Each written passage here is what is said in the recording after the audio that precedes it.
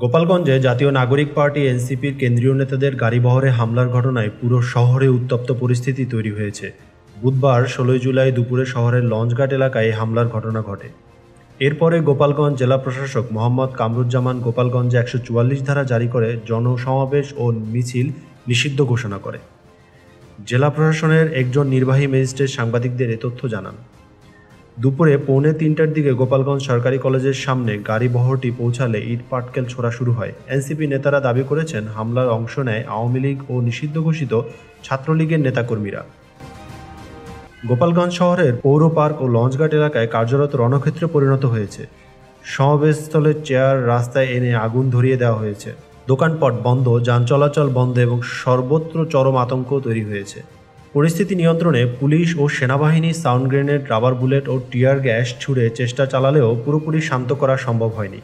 একাধিকবার পুলিশের সঙ্গে হামলাকারীদের দাওয়া পাল্টা দেওয়ার ঘটনা ঘটতেছে। এর আগে দুপুরে 2:30টার দিকে এনসিপি সমাবেশ শেষ হয়। নেতাকর্মীরা ফিরে যাওয়ার সময় সড়ক অবরোধ করে তাদের উপর হামলা চালানো হয়।